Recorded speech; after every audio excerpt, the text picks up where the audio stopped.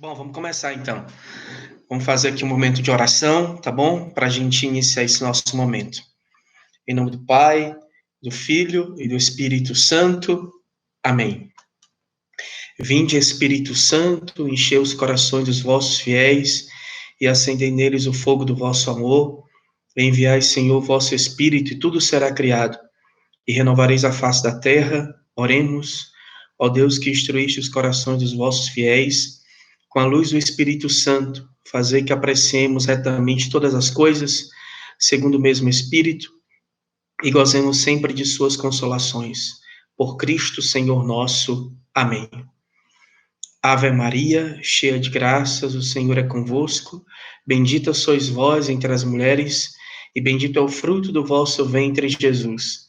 Santa Maria, Mãe de Deus, rogai por nós, os pecadores, agora e na hora de nossa morte. Amém. Estamos reunidos em nome do Pai, do Filho e do Espírito Santo. Amém. Bom, irmãos, boa noite mais uma vez. Sejam todos bem-vindos a esse momento que está sendo proposto aqui para o grupo do MCC, o GED Fortaleza. Para aqueles que ainda não me conhecem, eu sou Padre Bruno. Eu estou sendo pároco atualmente na paróquia de Nossa Senhora das Graças, no Parque Santa Maria, Fortaleza, Ceará, Brasil, né? E também, hoje também sou o assessor eclesiástico do GED Fortaleza, tá bom? Então, quero dar aqui as boas-vindas para todos vocês, tá bom? Nesse momento. Bom, o tema que a gente é proposto para todos nesse dia, o tema é como cultivar a espiritualidade em tempos de crise, tá bom? Então, a primeira ideia que eu queria aqui trazer, de vez em quando eu vou olhar aqui, porque eu tenho uma pesquinha aqui do lado, mas acredito que vai ser bacana. Então, a primeira coisa nesse tempo que a gente está vivendo, me faz lembrar, né, assim, esse distanciamento social que a gente está vivendo, uma coisa certamente jamais vivida por nós. Eu lembro, eu estava preparando essa formação e eu lembro que tinha uma frase que dizia assim, muita reza e pouca missa, pouco padre e muito santo. Né? Houve uma época no Brasil e, sobretudo, aqui no Ceará, onde não se tinha missa. Aí, como não tinha missa, o povo acabava tendo as suas rezas, né? Não que ela não tenha o seu valor, né? Mas é uma coisa que, às vezes, dificulta muito, porque você deixa de ter aquele contato com os padres, com os pastores. É bem verdade que a coisa hoje, essa frase não se aplica de uma forma absoluta, porque hoje, graças a Deus, nós temos muitos sacerdotes, muitos presbíteros, bispos até, né, o próprio Papa também, utilizando os meios de comunicação, as redes sociais, para poder comunicar uma mensagem. Mas, de fato, é isso que de uma certa maneira gera, né, muita reza e pouca missa, pouco padre e muito santo, né? Tanto que houve uma época, essa coisa da devoção, né? Que é importante a gente ter devoção dos santos, mas às vezes fica, uma devoção ainda muito superficial, onde às vezes as pessoas têm, às vezes, uma devoção que não aprofunda, né? De conhecer realmente a vida do santo, de querer imitar a vida daquele santo, daquela santa, e fica na superficialidade das vezes ter muitas imagens em casa, de ter a prática de acender uma vela, mas na hora de assimilar os valores, né, os exemplos dos santos e das santas, a isso tem todo um prejuízo, né? Então, é isso. Porque, de fato, irmãos, quando a gente fala de cultivar a espiritualidade em tempos de crise, a gente tem que constatar uma realidade que é o seguinte: a gente está prejudicado, né? A gente está longe dos sacramentos. Então, a gente tem que, de fato, se adaptar. A gente vai ter que fazer um esforço, né? Porque se já é difícil a gente cultivar uma espiritualidade nos nossos dias atuais, né? Numa era que a gente já se fala numa sociedade pós-cristã, numa sociedade materialista, numa sociedade cada vez mais paganizada. Então, veja que cultivar a espiritualidade, mesmo a gente tendo a oportunidade de ir para as nossas igrejas, de ir para os nossos encontros, de ir para os nossos eventos religiosos, já é difícil. Então, imagine a gente poder cultivar isso apenas dentro das nossas casas, dentro dos nossos lares, e sem contar que a gente está longe da Eucaristia, longe da e de demais sacramentos, né? Então, a gente tem que ver que é um prejuízo, é uma dificuldade e que a gente tem que bolar, digamos assim, estratégias e esforços, né, para que a gente possa cultivar essa espiritualidade. Mas isso é um fato. Há um prejuízo, sem sombra de dúvidas, né? Há uma questão que tem consequências, infelizmente tem, né? Eu prefiro ser realista, mas a gente poder, assim, tentar minimizar esses prejuízos, essa é que é a questão, né? Então,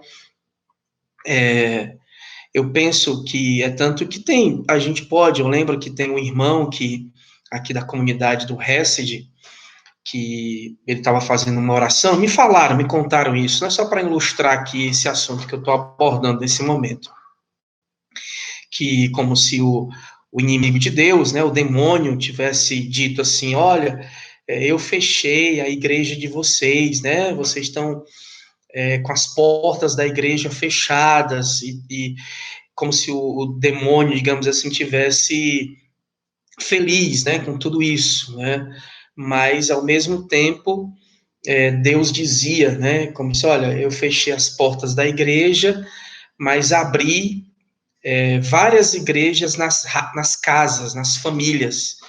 Isso em partes, uma verdade, né? Então, é sempre esse lado que a gente sempre tem que ter, de como cristãos, de sermos otimistas, de ver sempre o lado positivo, mesmo diante das dificuldades, diante das crises, diante desse ambiente que a gente está vivendo, de pandemia, de isolamento social, né? Então, isso é uma realidade. E a gente precisa cultivar a nossa espiritualidade.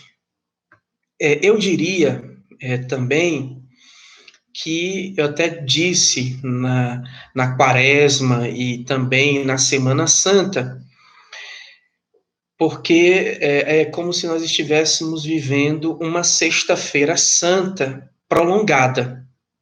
Eu não vou nem me deter aqui no período quaresmal, mas é como se nós estivéssemos vivendo uma extensão da Sexta-feira Santa, porque é o único dia, né, no ano litúrgico que a gente não tem missa, né?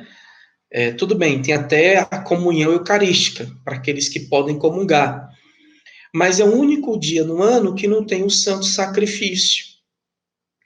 Então, espiritualmente, a gente pode pensar o seguinte: nós estamos num prolongamento da Sexta-feira da Paixão, mesmo celebrando a Páscoa, né?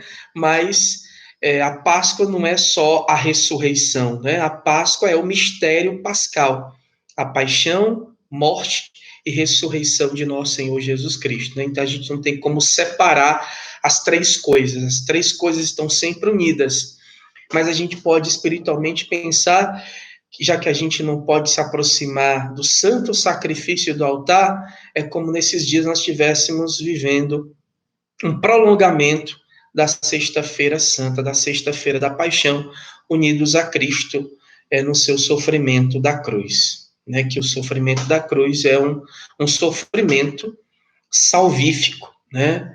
É ali a demonstração do amor de Deus, e Deus morrendo, Jesus morrendo, mata a morte, né? O último inimigo a ser vencido, e Jesus venceu para nos salvar, né? Nesses tempos que nós estamos vivendo de isolamento social, eu penso que a gente tem que ficar com aquilo que Santo Agostinho, né, dizia, né? Diante do sofrimento. A gente está passando por um momento de sofrimento. Mas Santo Agostinho sempre dizia que Deus jamais permitiria um mal, né, se desse mal ele não pudesse tirar um bem. Então, nós, como cristãos, a gente sempre tem que ter diante de nós essa realidade. Isso é uma postura cristã. Isso é uma envergadura espiritual que a gente precisa sempre ter diante das dificuldades, diante das crises. A gente sempre tem que fazer um esforço de lembrar desta grande verdade. Deus é bom, Deus é amor, Deus é infinita bondade, infinita misericórdia. Então, está acontecendo mal, está havendo uma maldade. Deus permitiu, mas ele só permitiu porque ele saberá, ele sabe, né? Ele é muito mais sábio do que todos. Ele saberá tirar um bem maior diante de todo e qualquer mal. Então, isso a gente precisa ter sempre diante da nossa vida, né? Na vida, a pandemia, o coronavírus, né? A Covid-19, isso aí vai passar. E a humanidade, eu e você, nós vamos enfrentar outras dificuldades. Nós já enfrentamos, você já enfrentou, vamos enfrentar outras coletivamente ou individualmente, mas que a gente sempre lembre disso, né? Deus sabe tirar um mal, né? Ou melhor dizendo, Deus sabe tirar sempre um bem de todo e qualquer mal. Eu tenho aqui um livro, né? Um livrinho simples, mas que eu recomendo, que serviu também para eu poder preparar esse momento, O Cristão Diante da Morte, do professor Felipe Aquino, e lá na página 72, eu vou ler para vocês aqui uma coisa que eu acho muito interessante, diz assim, a doença e a morte. Diz assim: para ilustrar esse momento de que tipo de espiritualidade, que tipo de abertura de alma a gente precisa ter diante desse momento difícil que a gente está vivendo. Diz assim, ó, às vezes, Deus permite que o corpo seja ferido para que a alma não morra para a eternidade. Isso é uma postura cristã, né? Às vezes, Deus permite que o corpo seja ferido para que a alma não morra para a eternidade. Então, aí você vê que o coronavírus, ele agride o nosso corpo, né? A gente poder pensar em tantos profissionais de saúde, quantos idosos, né? Quantas pessoas foram contaminadas, foram infectadas, e infelizmente tiveram as suas vidas ceifadas, ou passaram, ou estão passando por sofrimentos, lutando, né, para viver nos hospitais, né? Então, mas a gente, quando estiver sofrendo alguma coisa no nosso corpo, porque o vírus, ele ataca a nossa matéria, né, o nosso corpo. Não que a gente, não é uma visão maniqueísta, né, que a gente tem que desprezar o corpo, mas a gente sabe que o mais importante é a nossa alma, né, a gente precisa salvar a nossa alma. Esse nosso corpo aqui, ele precisa ser desfeito, ele vai ser desfeito um dia, do pó viestes e ao pó retornarás, para que ele um dia possa ser refeito, né, no dia que for a ressurreição da carne. Mas no momento, o que a gente sempre mais tem que proteger e zelar, o mais importante é a nossa alma, né? Porque não é um absurdo eu dizer, o vírus pode nos contaminar e pode destruir o nosso corpo. Mas existe um vírus maior que nós sabemos, que é o vírus do pecado. A gente não pode esquecer isso. O coronavírus, por mais danoso que ele seja, por mais que ele esteja gerando um pandemônio na humanidade inteira, né, deixando a humanidade inteira em parafusos, mas o pior do que o coronavírus nós sabemos, o pecado, né, que nos mata, que mata Deus dentro de nós, né, que ofende a Deus. Então, a gente nunca pode esquecer disso, que hoje, ontem e amanhã, o pior vírus que a gente tem que se preocupar para não sermos contaminados é o pecado, né? Como vai dizer São Paulo, o salário do pecado é a morte, né? E a morte aqui, não a morte física, simplesmente, mas a morte eterna, vivermos eternamente longe de Deus. Porque a gente pode pensar assim, uma pessoa temente a Deus, uma pessoa que procura buscar Deus, ela se contamina com o coronavírus, sofre, morre, mas, né, diante de Deus, ela está com a alma purificada, está com a alma limpa, né? E de repente alguém, eu gozo de saúde, eu não fui infectado, eu sou, né, eu tenho a imunidade boa, mas de repente essa saúde que a pessoa tem só faz com que a pessoa caminhe, né, para o inferno, né, digamos assim, né, desculpa utilizar essa expressão, mas é uma verdade, né, caminha para viver eternamente junto de Deus. Então a gente sempre tem que ter isso em mente, né? Então às vezes Deus permite que o corpo seja ferido para que a alma não morra eternamente. Diz assim também: na hora da enfermidade se prova a fé da pessoa. Santo Agostinho ensinou que, provados pela mesma desgraça, os maus odeiam a Deus e blasfemam, enquanto os bons rezam e louvam. Olha que bonito isso, né? Então a gente está vivendo um momento de crise, um momento de pandemia, né? Ou seja, nós estamos passando por uma dificuldade, uma provação. Aí o que a gente tem que fazer? Todos nós estamos no mesmo barco, mas os maus, diante dessa realidade, o que eles fazem? Eles odeiam a Deus, né? Blasfemam contra Deus. Onde é que está Deus? Deus nos abandonou. Será que Deus existe? Deus virou as costas para a gente, naquela visão deísta, né? Deus criou o mundo e abandonou o mundo, né? Não deixou, virou as costas para a humanidade. Não. Mas, olha, diz, mas enquanto os bons rezam e louvam. Então, eis aí, né? Olha aí a primeira dica, digamos assim, a primeira lição, né? Que diante da gente cultivar uma espiritualidade diante de crises, diante de dificuldades que a gente está vivendo agora, o que a gente tem que fazer? rezar e louvar, né?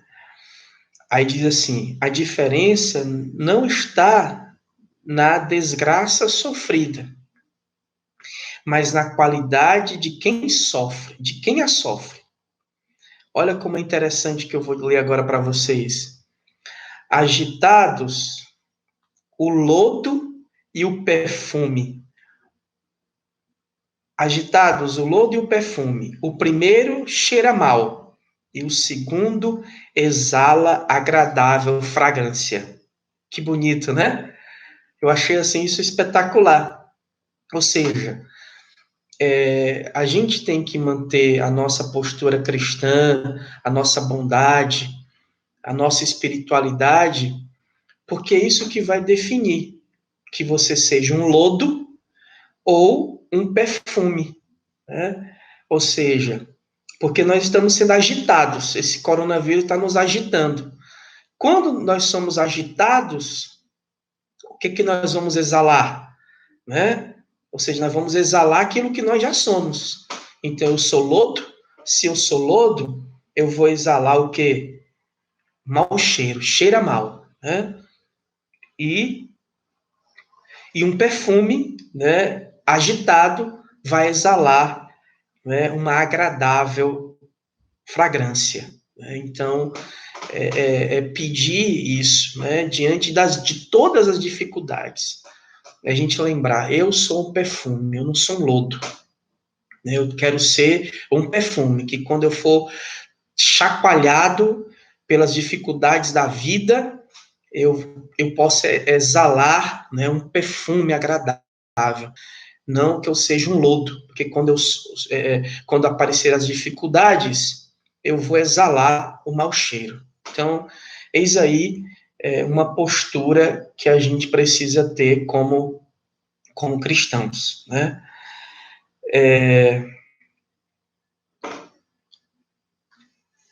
Na realidade,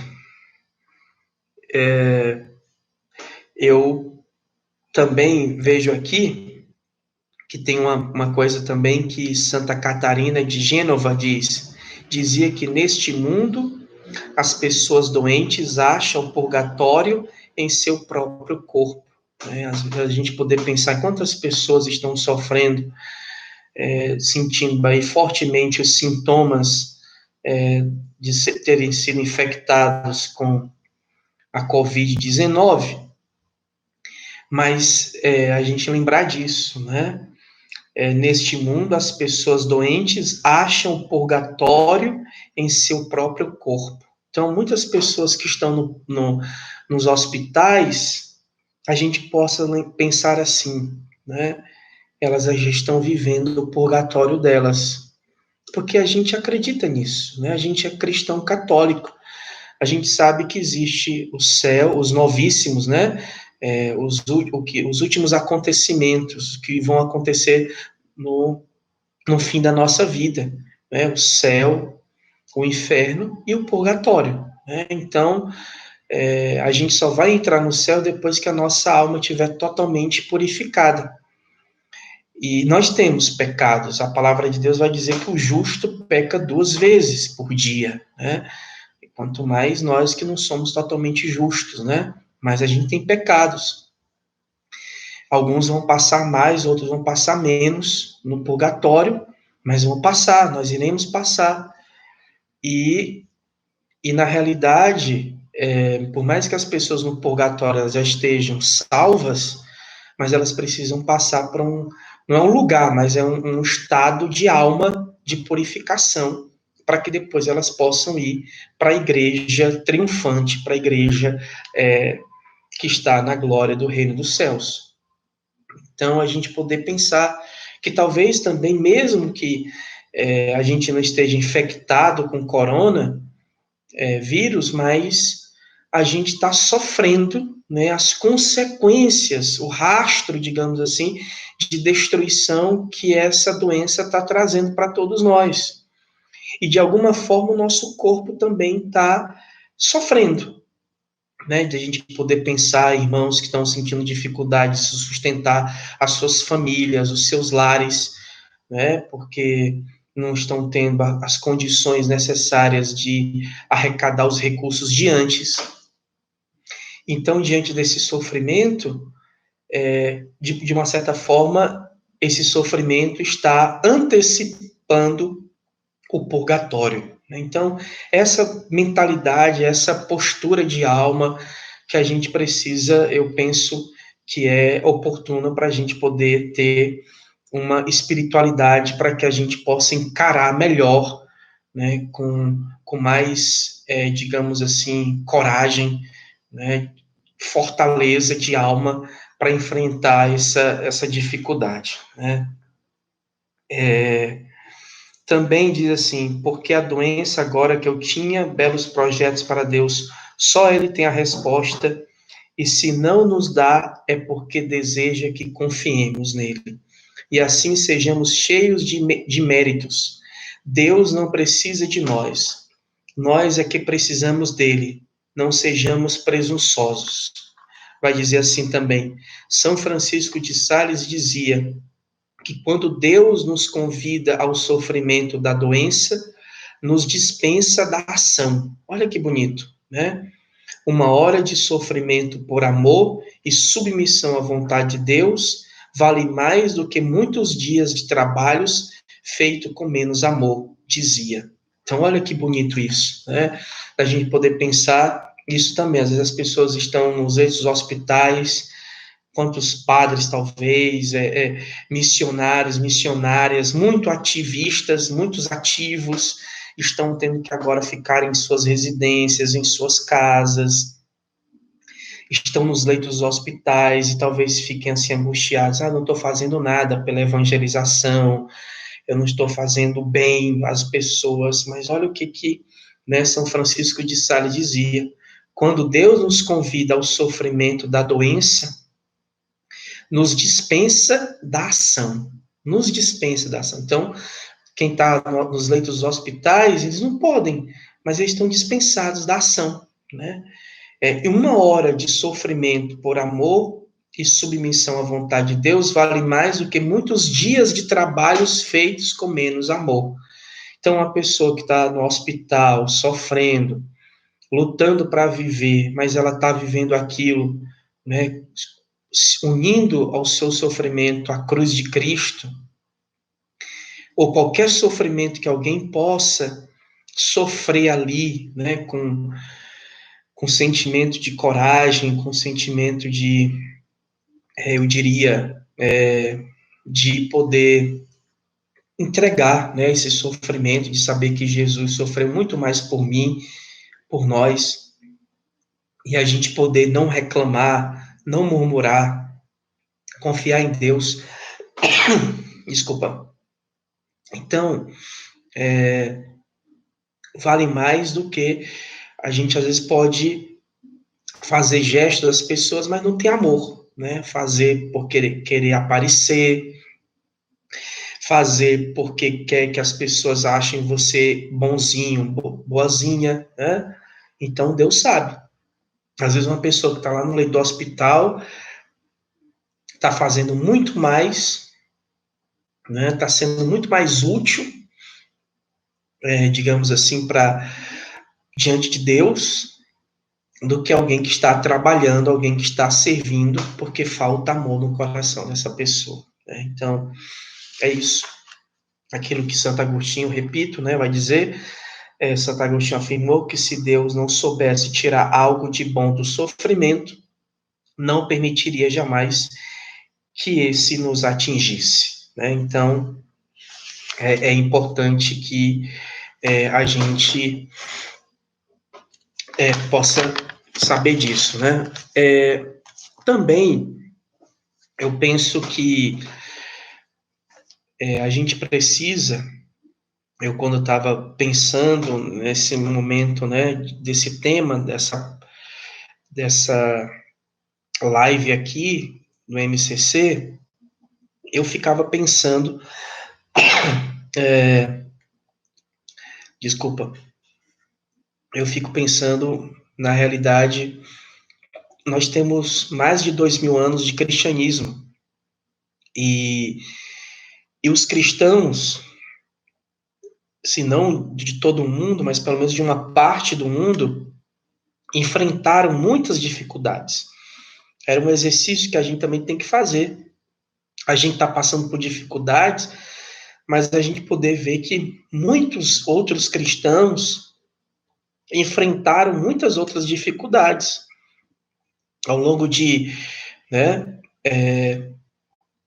mais de 2000 anos. A gente pensa nos primórdios, né, os 4 primeiros séculos do cristianismo, quanto sofrimento, quantas perseguições, quantos mártires nós temos, quantos mártires de homens e mulheres nós tivemos na história da igreja, os de ontem e os de hoje.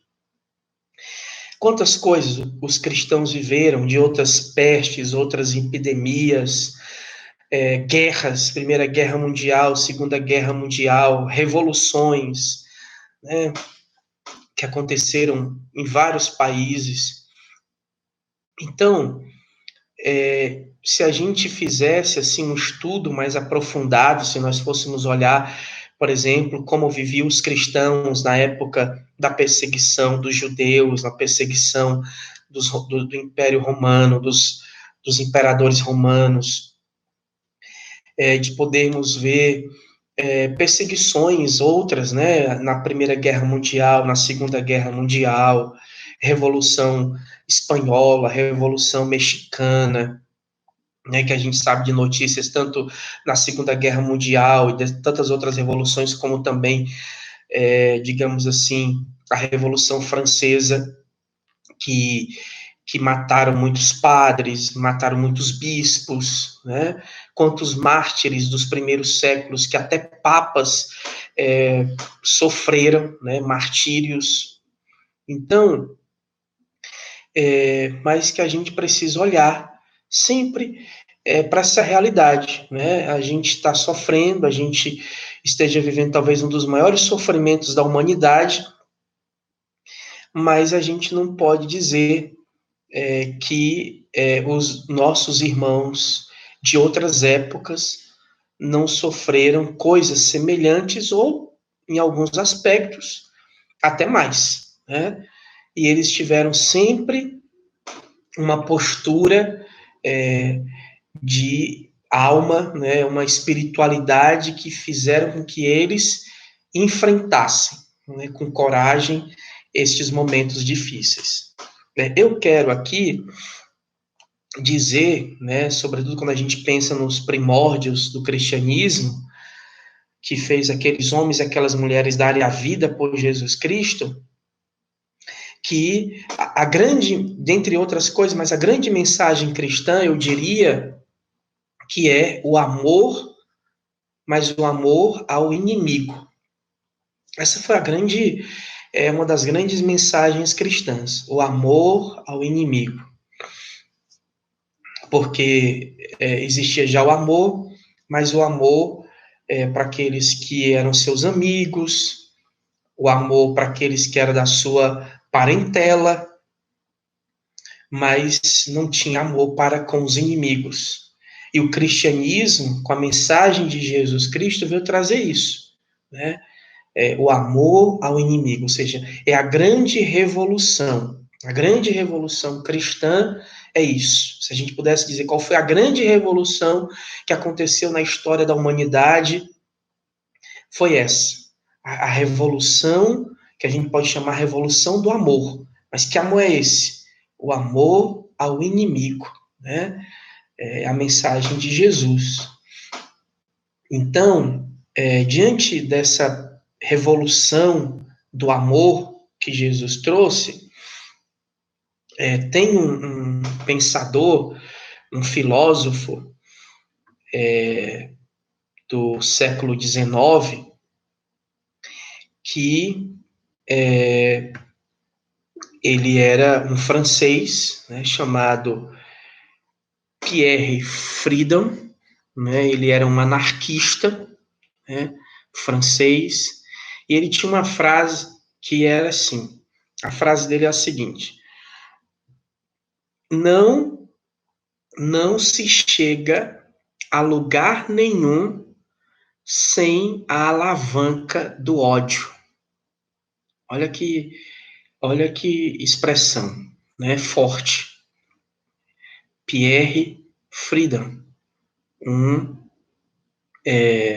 Pierre aqui é P-I-E, dois R's e E. Friedan, eu acho que é uma expressão, né, que é P-R-O-U-D-H-O-N, né? E ele dizia, não se chega a lugar nenhum sem a alavanca do ódio. Um anarquista. Olha a mensagem de Jesus Cristo. É completamente diferente. Ou seja, vai no caminho contrário. Né? Vai no caminho contrário, que é justamente o seguinte: não se chega a lugar nenhum sem a alavanca, não do ódio, mas do amor. Então, essa é a grande mensagem cristã que a gente lembra dos nossos primeiros cristãos, os primeiros que sofreram uma grande perseguição, mas eles não quiseram fazer essa revolução pela morte, né?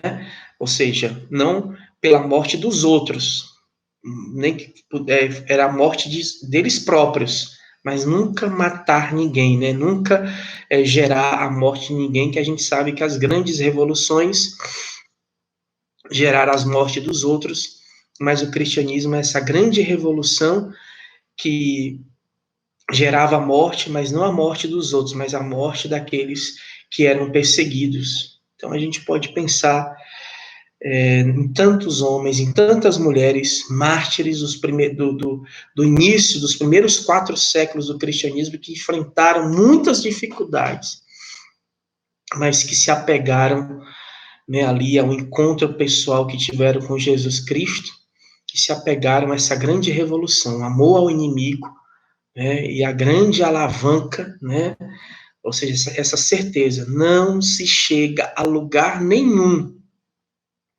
sem a alavanca do amor. Né? Não se chega a lugar nenhum sem a alavanca do amor. Então, essa é a grande mensagem cristã. Então, os cristãos dos primeiros séculos, né, mártires de ontem, de hoje, a gente precisa ver o que eles tinham, né, qual era a mentalidade, qual era a espiritualidade que eles tinham dentro deles, e que isso também serve para nós hoje. E qual é a espiritualidade? Não é só práticas religiosas, né? Ou seja, o nosso texto, o nosso estudo bíblico, as nossas orações, as nossas devoções, isso é um contexto de coisas que geram a nossa espiritualidade, né? Como, uma vez eu lembro que tem uma frase que diz, né? Qual é a melhor religião? Aquela que te faz ser melhor, né? Então é isso, ou seja, as nossas práticas religiosas, o nosso texto, a nossa leitura bíblica, né, a nossa adoração santíssima, a Santa Missa, a confissão, tudo que a gente experimenta, tudo isso deve gerar uma espiritualidade, ou seja, um estilo de vida. Né? Uma espiritualidade é um estilo de vida. Como que a gente se relaciona com as pessoas, como a gente se comporta no mundo, na sociedade. Então, isso é a espiritualidade, né? Algo que deve se traduzir, se refletir no cotidiano na nossa vida, né? No dia a dia, em todas as dimensões, em todas as esferas, em todos os ambientes, né? Vocês sabem muito bem, nós que somos do MCC, sabemos muito bem a grandeza e a importância dessa palavra ambiente. E são em todos os ambientes que a gente tem que levar a nossa espiritualidade, em primeiro lugar, a nossa espiritualidade cristã. Então, os primeiros cristãos, quando a gente começa a ler, né, os livros da patrística, da patrologia, da história da igreja. E então a gente vai ver também relatos, né, de pessoas que testemunharam os mártires, né, do início da nossa igreja. Então, foram capazes de enfrentar tantas perseguições e dificuldades, mas o que eles tinham em mente? Era o seguinte: eles habitam a terra, mas só de passagem. A gente sempre tem que lembrar disso. Nós, como cristãos, nós habitamos a terra. Não é nada de original, né? Eu sei que você já sabia disso, mas você tem que tomar isso como uma grande verdade. É ter isso diante da sua cabeça, diante da sua espiritualidade. Nós habitamos aqui nessa terra, mas nós estamos apenas aqui de passagem. Então, os cristãos de todas as épocas, para enfrentar as dificuldades, a gente tem que tomar consciência disso. Peraí, tá ruim esse mundo, tá muito difícil, mas a gente não veio aqui para ficar para sempre, entendeu? Ah, esse mundo aqui tá péssimo, que esse mundo aqui tá uma droga, mas a gente não pode achar que a felicidade plena está nesse mundo, que a gente veio aqui para ficar, né?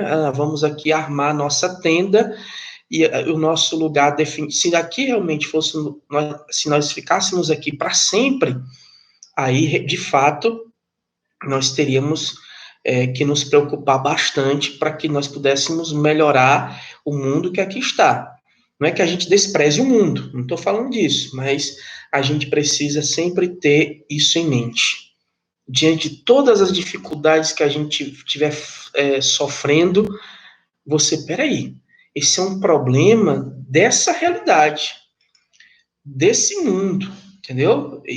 Mas o que eu almejo está para além desse mundo, né? A vida eterna, a vida plena, a vida em abundância, aquilo que o Apocalipse vai dizer, novos céus, novas terras. Então eu preciso ter isso dentro de mim.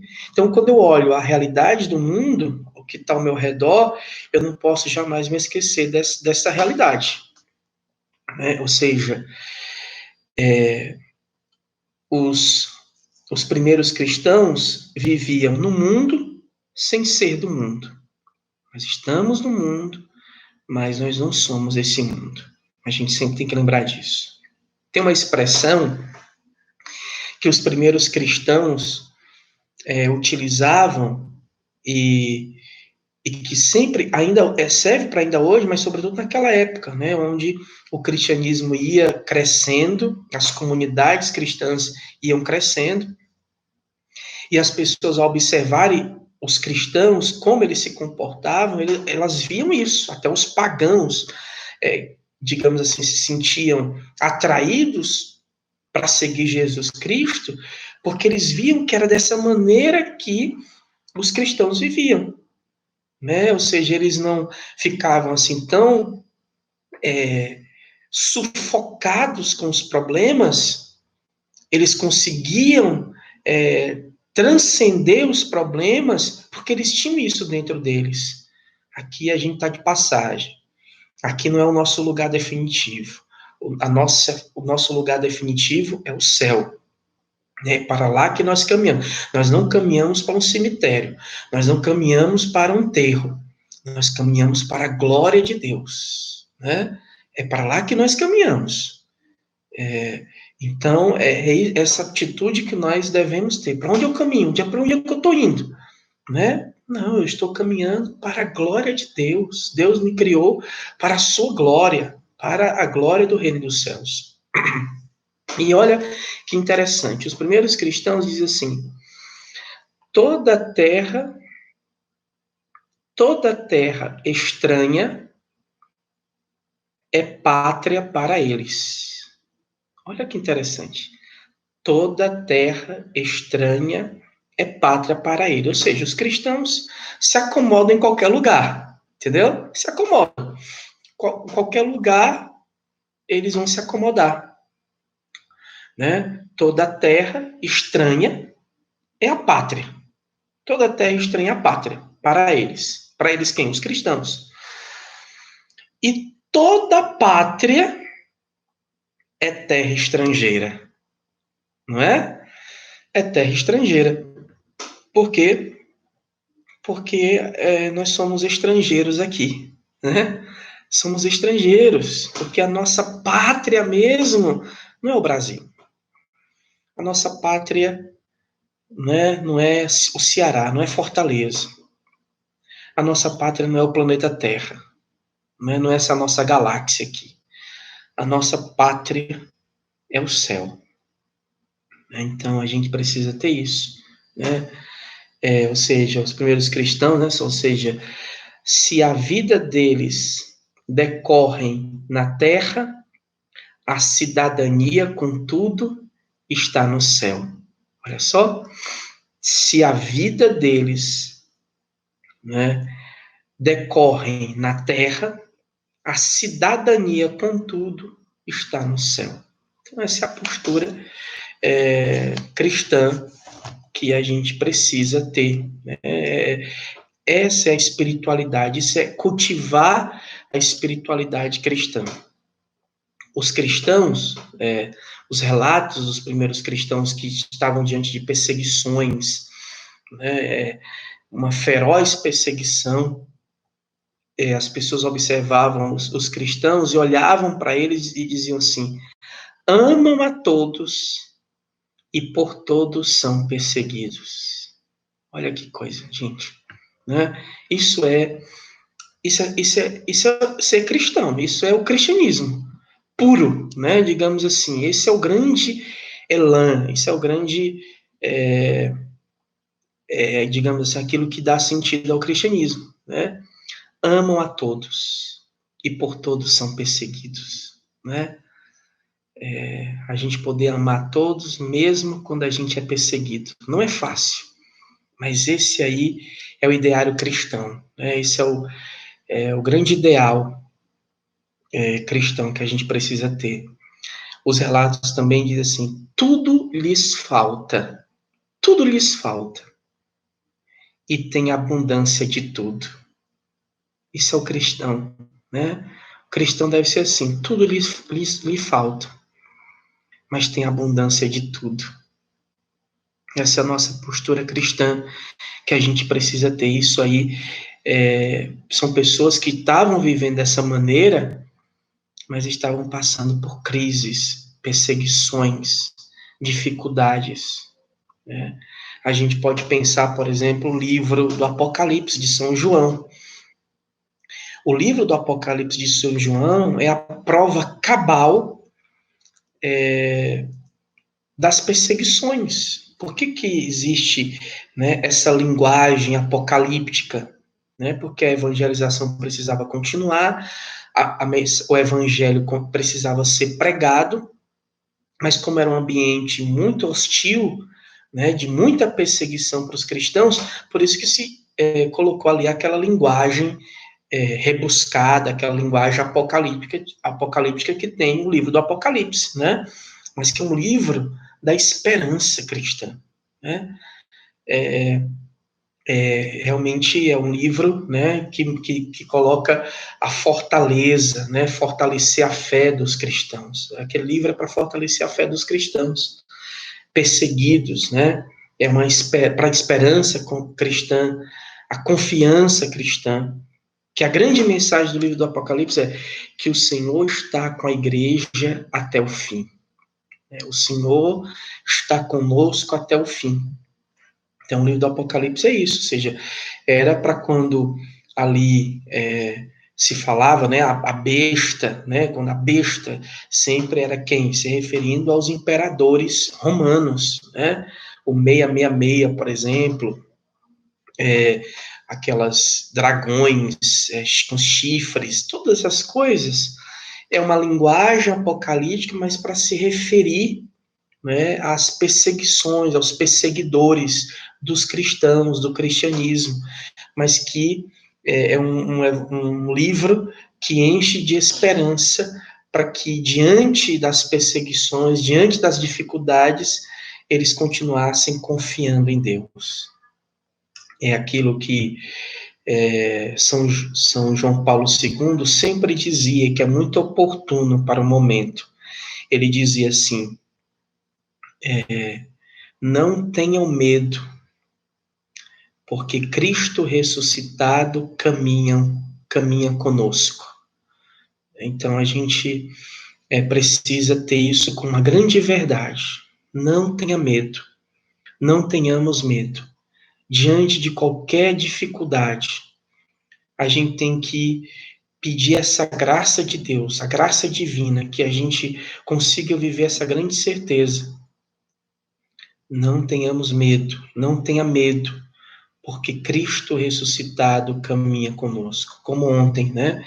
No evangelho de ontem, os discípulos de Emaús, eles estavam tristes, abatidos, decepcionados, e Jesus se coloca do lado deles para dizer, ó, eu estou do lado da humanidade inteira.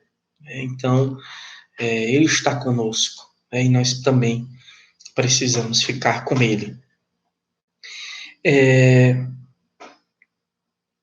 A gente precisa viver dessa grande promessa, né? Essa grande promessa que a gente precisa ver e ter a certeza que o sofrimento, né, é um sofrimento momentâneo e que tudo de fato irá passar. A gente precisa, como cristãos do MCC, né, cristãos, como cristãos, né, católicos aqui na nossa Arquidiocese de Fortaleza, a gente precisa ser como os cristãos eram no início, nos primórdios, e o que a gente tem que ser, né? Uma expressão que diz assim, a alma no corpo, né? O cristão é como a alma no corpo. São, no mundo, os cristãos. A alma no corpo. São, no mundo, os cristãos. Então, é isso que a gente tem que ser. O que a alma é para o nosso corpo, para o seu corpo, a gente tem que ser no mundo. Então, é o que dá ânimo, o que dá vida ao mundo. Então, essa deve ser a nossa postura cristã. Então, a gente tem que lembrar, gente, olha, os primeiros cristãos, eles eram perseguidos por cruz, né? Eles tinham perseguição do fogo, eles eram ateados fogo neles, né? Piche, depois queimavam,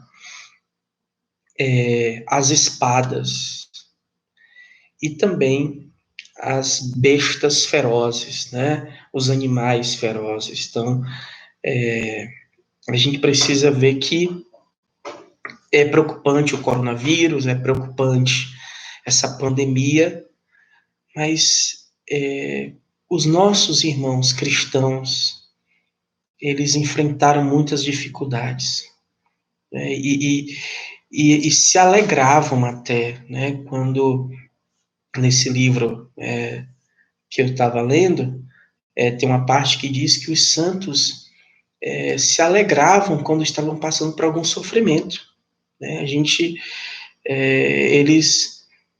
Eles na realidade se alegravam, né? Parece ser uma coisa maluca, né? Até de fato, né? Mas o cristianismo tem disso mesmo, é uma certa maluquice, né?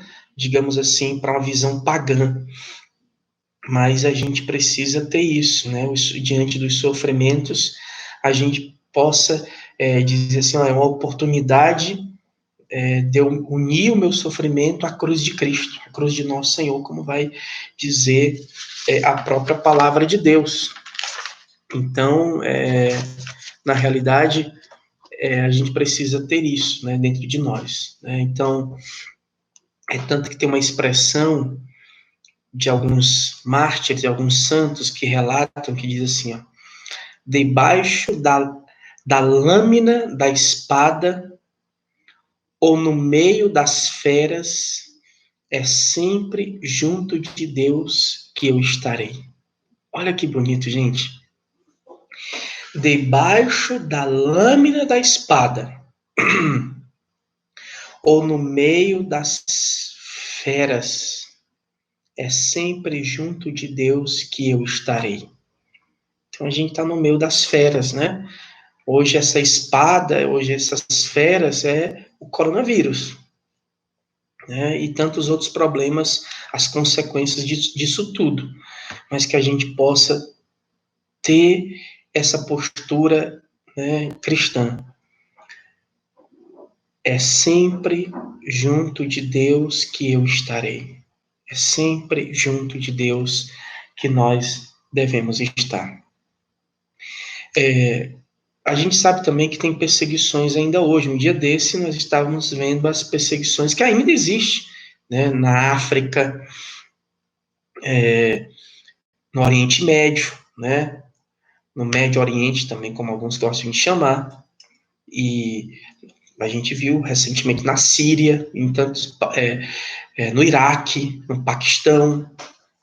Então, os cristãos, a minoria, e eles são perseguidos, né? Muitas vezes pelos muçulmanos, né? Então, os cristãos lá realmente sofrem. A gente viu que, normalmente, quando tem a Páscoa, digamos assim, esse ano, talvez não teve nenhum atentado, porque no mundo inteiro não está tendo aglomeração de pessoas nas missas, né? Mas a gente todos os anos espera, infelizmente, algum atentado no Oriente Médio, na Páscoa, sobretudo, a igrejas cristãs, né? E aí a gente vê que os de ontem e os de sempre, até os de nossos dias atuais, eles sempre tinham coragem, fé, espiritualidade diante dessas perseguições. Né? Tanto que é aquela coisa, né? Se és cristão, então a morte, né? Se és cristão, então a morte. Para muitos foram assim, para muitos continua sendo assim, e a gente precisa ter ali, né, diante essa postura que a gente precisa ter. Eu insisto nisso, né, porque a gente tem aí muitas perseguições depois que essa essa pandemia passar, a gente vai continuar tendo sofrimentos, a gente vai continuar tendo, né, cruzes, né? Quem quiser me seguir, renuncie a si mesmo, tome a sua cruz e me siga. O que a gente está vivendo, tudo isso é o quê? É a cruz. Tome a sua cruz de cada dia e siga Jesus. Né?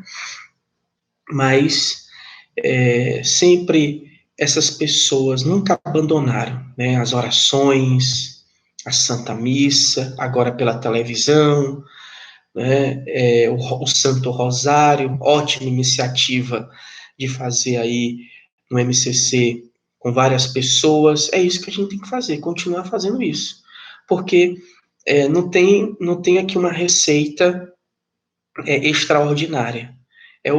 Digamos assim, é um velho feijão com arroz. Mas é justamente esse velho feijão com arroz que nutre e que sustenta, né, a nossa vida cristã. Porque esses cristãos, eles fizeram e fazem isso. Alimentaram sempre a vida deles, a espiritualidade deles, mesmo diante das dificuldades, rezando, participando da Santa Missa, com o Santo Rosário, né? Então, é dessa maneira que a gente precisa ver, ter. Agora, também tem uma coisa também que me chama muita atenção quando a gente escuta relatos dos cristãos que são perseguidos. Eles são capazes de agradecer ao Senhor com todo o seu coração. Não querem reclamar, né, diante das perseguições, diante do estresse e as privações. Então, gente, é uma forma de cultivar a nossa espiritualidade, né? Ou seja, a capacidade de agradecer ao Senhor, a ser grato a Deus, a ser grato a Deus por tudo. A todos os dias, aquela música do Roberto Carlos, né? Obrigado, Senhor, por mais um dia, né? Obrigado, Senhor, por eu saber, né? A gente poder agradecer, ter a gratidão na nossa vida, sermos gratos a Deus, pelo muito, pelo pouco, né? Na alegria, na tristeza, a gente poder louvar sempre a Deus, e isso é uma característica sempre dos cristãos perseguidos. Eles, em vez de reclamar, em vez de murmurar, em vez de blasfemar, eles agradecem sempre ao Senhor. E é isso que a gente tem que fazer. Né? Não querem reclamar. Isso também deve ser. A gente não deve reclamar. Porque eles passam perseguições e a gente passa também. Eles passam pelo estresse, a gente também. Né, pelo isolamento social, porque a gente não pode sair, porque a gente não pode se encontrar com os amigos, porque a gente não pode ir para academia, porque a gente não pode ir para missa, porque a gente não pode ir lá para o auxílio, porque a gente não pode ir para um restaurante. Tá ruim, não pode ir numa praia, né? Mas todo esse estresse, né? E sem contar a questão financeira, né? Também, que a gente pode colocar aqui. Então, é muita coisa que gera o estresse, né? Que gera as privações. Privações, nós estamos privados de muitas coisas, né? Mas o que a gente tem que fazer, né? Louvar e bendizer a Deus. A gente não deve reclamar. É uma coisa que a gente sempre vê nos cristãos, os relatos. Há um sorriso em seus rostos. Que haja sempre um sorriso no nosso rosto, mesmo diante das perseguições, das provações, das tentações, dos sofrimentos, das angústias, das dificuldades que existem no nosso mundo. Então, é importante também, deixa eu pegar aqui, ler a palavra de Deus também, né? Para dizer que o padre sequer abriu a Bíblia, né? Que é justamente Lucas, capítulo 13, versículos do 2 ao 5. Lucas, capítulo 13, versículos do 2 ao 5, que diz assim: Nesse momento, chegaram algumas pessoas trazendo a Jesus notícias a respeito dos galileus, cujo sangue Pilatos tinha misturado ao dos sacrifícios que ofereciam. Jesus lhes respondeu: Pensais que esses galileus eram mais pecadores do que todos os outros galileus por terem sofrido tal coisa? Digo-vos que não. Se não vos arrependerdes, porém, perecereis todos do mesmo modo. E aqueles 18 que morreram quando a torre de Siloé caiu sobre eles, pensais que eram mais culpados do que qualquer outro morador de Jerusalém? Eu vos digo que não. Se não vos arrependerdes, porém, perecereis todos do mesmo modo. Né, gente? Então, diante de tantos, talvez você já tenha algum amigo, amiga, alguém próximo a você que tenha perdido a sua vida por causa dessa infecção aí, dessa contaminação. Mas que a gente possa assim, achar que eles são mais pecadores do que nós? Não. Né? Se Deus está nos poupando a nossa vida, né, é para que nós nos arrependamos, para que nós nos convertamos. É a paciência de Deus para conosco, né? Então a gente tem que aproveitar esse momento, né, para louvar e bendizer a Deus e para mudar de vida, né? Então é essa postura, né? É a atitude que nós devemos tomar diante das tragédias e catástrofes, né? Então é isso que a gente tem que ter, né? Quem tiver ouvidos para ouvir, ouça. Nenhum dos fatos que acontecem na história dos homens e das mulheres, né, é sem razão ou sem propósito. Tudo tem uma razão. Tudo tem um propósito. Eu acredito nisso, né? Não que Deus tenha mandado aí esse castigo aí para corrigir a humanidade. Talvez a gente só vai saber quando a gente estiver lá no céu, né? Mas Deus permitiu, né? Talvez isso seja como a gente lembra lá da história de Jó, né? O demônio queria provar Jó para dizer assim, ó, na hora que eu começar a tirar as coisas dele, começar a fazer ele sofrer, ele vai virar as costas para ti, Senhor. Aí Deus dá, né, para provar, né, Jó, dizendo, olha,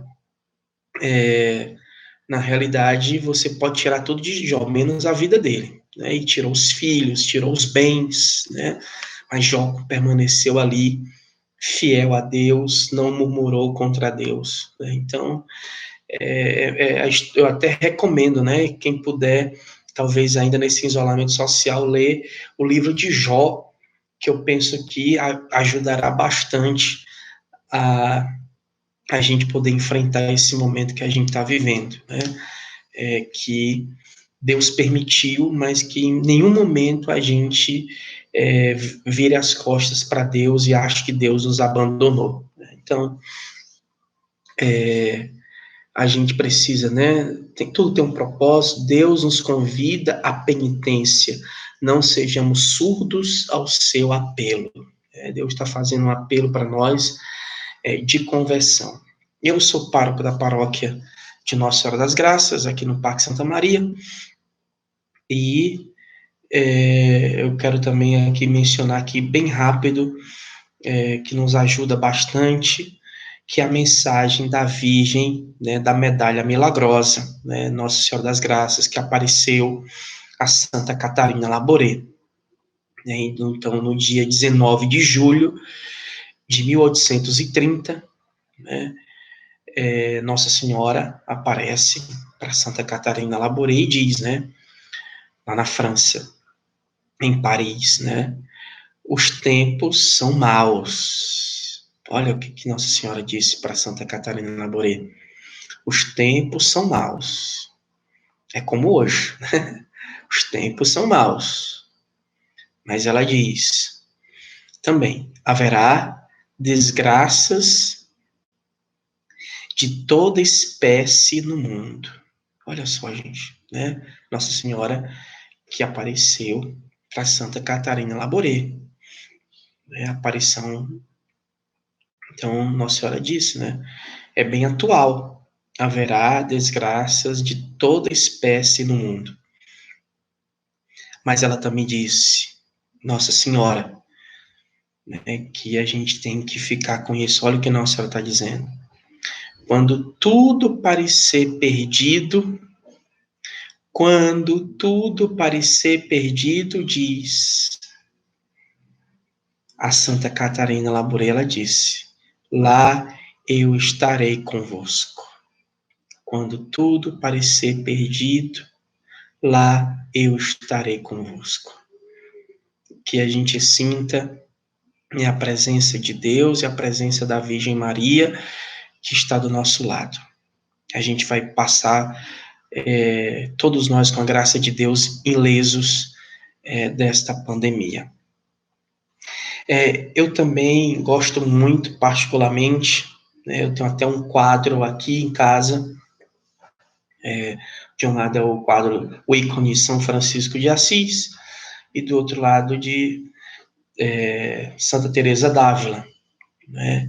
E eu sempre, quando eu estou lavando assim o prato, a xícara, tá sempre bem aqui na cozinha, e aí eu sempre, às vezes, olho, que é sempre bom, é algo que a gente tem que ser como um mantra, né? A gente tem que estar sempre voltando, né? E aquela frase de Santa Teresa d'Ávila que diz, né? Nada te perturbe, nada te perturbe, nada te espante, nada. Nesse nada aí é nada mesmo, nada, não é o coronavírus, não é o que vai ser amanhã de mim, como é que eu vou sustentar meus filhos, como é que eu vou sustentar minha família. Não se preocupe, né? Deus cuida dos pássaros do céu, dos lírios dos campos. Certamente com força de vontade, com honestidade, né? As pessoas vão vencer. Vai demorar um pouco para sair talvez do atoleiro de ter que pagar aí os boletos atrasados, mas que a gente lembre disso. Nada te perturbe, nada te espante. Tudo passa, Deus não muda, tudo passa. Essa pandemia vai passar. A paciência tudo alcança. Paciência, né? Sei que a gente está tendo até demais, né, com esse isolamento social, mas que a gente continue com paciência. A paciência tudo alcança, inclusive a vida, né? Quem a Deus tem, nada lhe falta. Quem a Deus tem, nada lhe falta. Você tem Deus? Não está faltando nada, né? O que está faltando? Você poderia ter tudo. Se estivesse faltando Deus, que tristeza, que tragédia, né? Que infortúnio. Mas se tem Deus, nada lhe falta. Deus é o bastante, Deus é o suficiente, né? E aí diz, a paciência tudo alcança, quem a Deus tem, nada lhe falta, só Deus basta. Só Deus basta. É que a gente até rezemos com essa verdade. Só Deus basta. Que a gente possa ter também isso, né? E eu quero finalizar, e eu não sei se eu tenho que responder alguma pergunta de alguém que fez, confesso aqui que fiquei só falando, e eu não combinei isso com ninguém, não sei se vai ter alguma pergunta, mas eu acho desnecessária, mas eu queria só, na realidade, finalizar falando, eu acho que nesse tempo difícil que a gente está vivendo, a gente poder lembrar de São Francisco de Assis, porque eu gosto de lembrar dos dois, Santa Teresa d'Ávila e São Francisco de Assis, que é justamente, eu finalizo com isso, né, que é a perfeita alegria. Nós, como espiritualidade cristã, a gente precisa lembrar disso. Essa historinha que vocês conhecem, mas não custa nada a gente relembrá-la, né? São Francisco de Assis explica a perfeita alegria. Vindo São Francisco certa vez de Perusa para Santa Maria dos Anjos com Frei Leão, em tempo do inverno e atormentado pelo fortíssimo frio, Frei Leão pediu-lhe: Pai, peço-te da parte de Deus que me digas onde está a perfeita alegria. E São Francisco assim lhe respondeu: Quando chegarmos a Santa Maria dos Anjos, inteiramente molhados pela chuva e transidos de frio, cheios de lama e aflitos de fome, e batermos a porta do convento, e o porteiro chegar irritado e disser: Quem são vocês? E nós dissermos: Somos dois os vossos irmãos.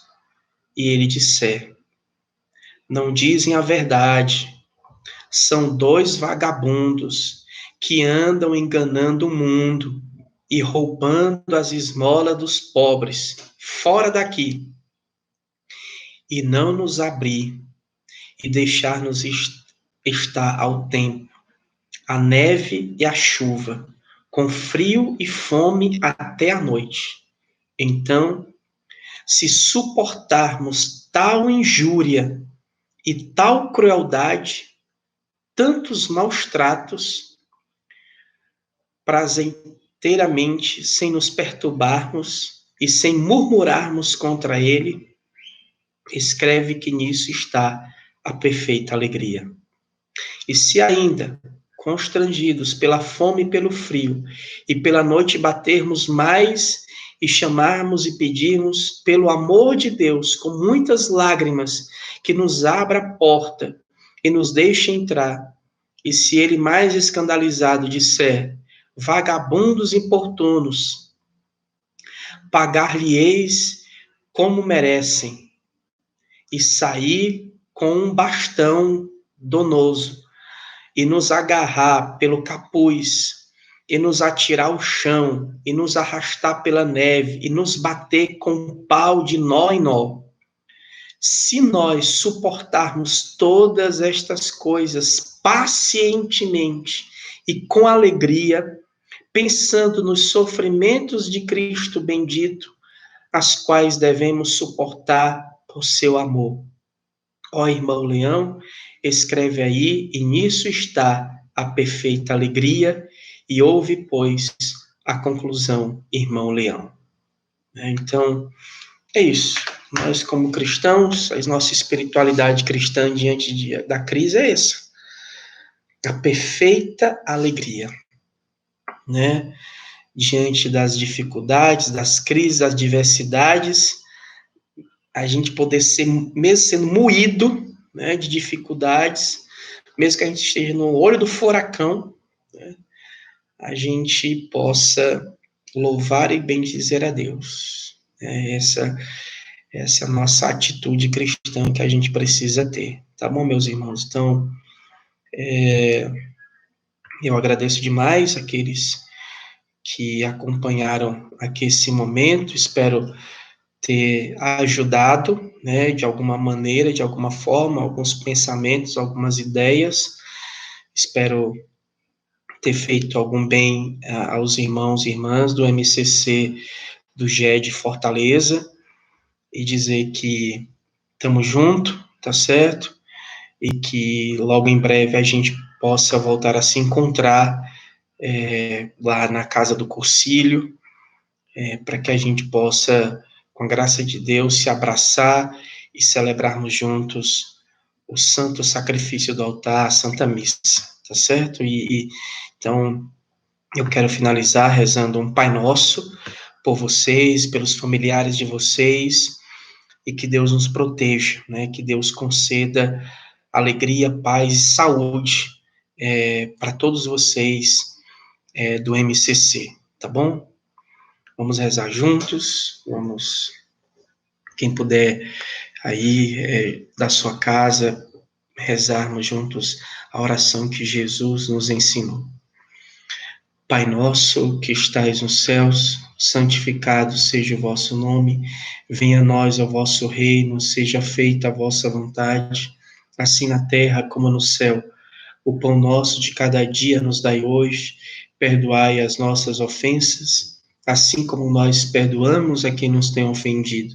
Não nos deixeis cair em tentação, mas livrai-nos do mal. Amém. Eu vou agora dar a bênção para todos vocês, tá bom? A nossa proteção está no nome do Senhor, que fez o céu e a terra. Se Deus é por nós, quem será contra nós? Por intercessão, o Senhor esteja convosco, Ele está no meio de nós. Por intercessão de Nossa Senhora das Graças, Santa Catarina Laboré, Santo Agostinho, São Paulo Apóstolo, Santa Teresa d'Ávila, São Francisco de Assis. Abençoe-vos o Deus Todo-Poderoso, Pai e Filho e Espírito Santo. Amém. Permaneçamos em paz, porque o Senhor sempre nos acompanha. Boa noite a todos, uma feliz semana e até breve. Um forte abraço a todos. Fiquem em paz.